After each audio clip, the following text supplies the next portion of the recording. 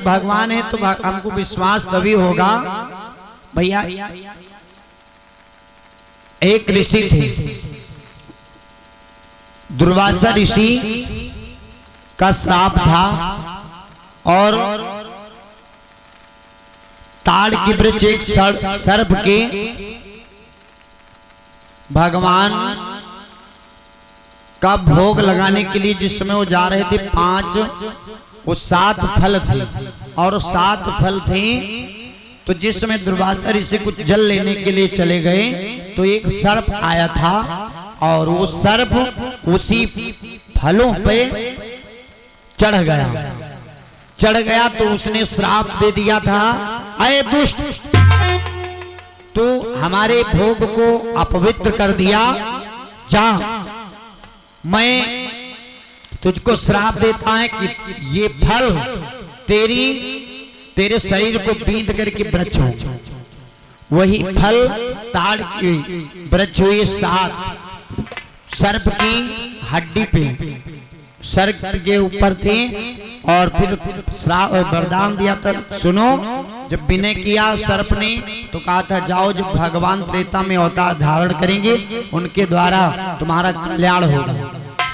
तो कहने लगे सुनो, अगर ये भगवान हैं एक बाण में ताड़ गिरावे, अगर भगवान है तो एक बाण वो बिडरी बनाए, सर्प बिडरी बनाए था ना, तो गोलैया देकर के पेड़ लगे हुए थे।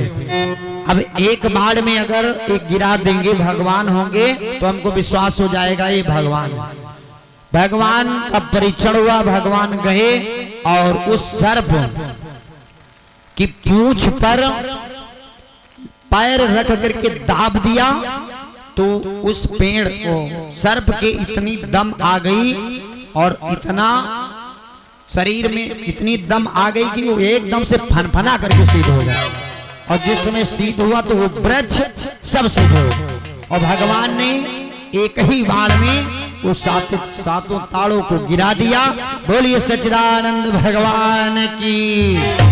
सुग्रीव को विश्वास हो गया और आज भगवान उन ताड़ों का उद्धार किया और इधर भगवान सुग्रीव में मित्रता हुई और सुग्रीव अब सोचने लगे, भगवान कहने लगे सुनो भैया, पहले आप अपना दुख बताओ, आप यहाँ ये बताओ इस पहाड़ पर कैसे रहते हो। सुग्रीव ने बताया कि हम अपने भाई के डर से रहते हैं, हमारी स्त्री का और हमारा धन संपदा सब ले लिया है, उसके भय के कारण मैं यहाँ रहता हूँ, चलो पहले तुम्हारा कष्ट दूर करो। और भैया सुग्रीव छोटे थे और बड़ा भाई था, वो छोटे भाई की पत्नी का अपहरण कर लिया था, ले लिया था। तो कहने लगी ये छोटे भाई की पत्नी भाई बहन के समान होती, बेटी के समान होती, ऐसा अनिष्ट कार्य किया बाली ने। तो भगवान ने जाकर के बाली से, और बाली को श्राप था, वो वरदान था कि उससे जो कोई लड़ने के लिए जाता था, सामने से अगर लड़ने के लिए जाता था तो आधा बल उस वीर का बाली के पास चला जाता था। सुग्रीव लड़ने के लिए गए, परास्त हुए, फिर भगवान ने एक माला उठा कर पहना दिया और जाओ युद्ध करो। जब युद्ध किया, नहीं से बोलो, पीछे से भगवान आड़ से बाण मारा। जब आड़ से बाण मारा बाली का वध हुआ, बाली का कल्याण किया। बड़ी लंबी चर्चा, बोलिए सच्चिदानंद भगवान की।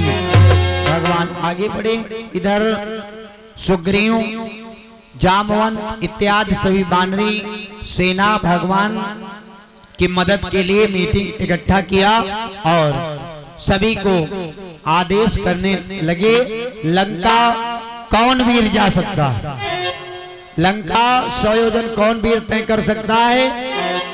तो एक वीर खड़ा हुआ और कहने लगे महाराज की जय हो। तो कहने लगे जय हो, कितनी दूर जा सकते हो। कहने लगे 10 योजन। चुप बैठ जा, अरे 100 योजन समुद्र, 10 योजन जा सकते हो, डूब करके मर जाओ। और एक खड़ा हुआ 20 योजन, दूसरा 30 योजन, 40, 50, 60, 70, 80 कई वानर एकत्रित हुए और बोले कि मैं इतनी दूर जा सकता हूं। अंगद के जब कोई नहीं बजा तो अंगद खड़े हुए। अंत में अंगद खड़े हुए और अंगद कहने लगे सुनो, यहाँ पर बाबा जी एक चौपाई दर्शाते हैं अंगद क्या कहते हैं, और फिर चर्चा अंगद जन्म की यही से मोड़ लेगी। रात्रि की बेला में चर्चा ली जाएगी। आओ चौपाई क्या है, बाबा जी लिखते हैं अंगद कहाँ जाओ मैं पारा,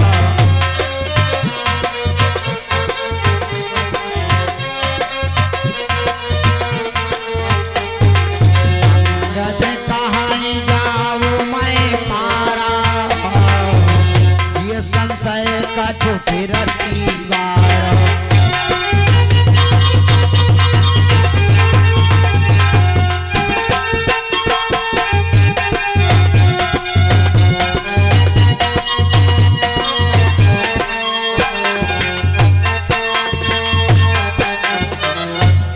सच्चिदानंद भगवान की। अंगद कहीं जाओ मैं पारा, जी संशय, संशय कौन है अंगद के मन में, ये सारी चर्चा रात्रि की बेला में सभी लोग सुनेंगे। जीवन को कृतार्थ मंगल में बनाएंगे और शाम को सुंदर छीक सी झांकियों का भी दर्शन सभी लोग करते हैं। आओ सभी लोग, आप एक लोग भैया आरती तैयार करें और एक छोटा सा पद बोल दें, और दादा आ जाओ आरती के लिए। बोलिए श्री हनुमान जी महाराज की।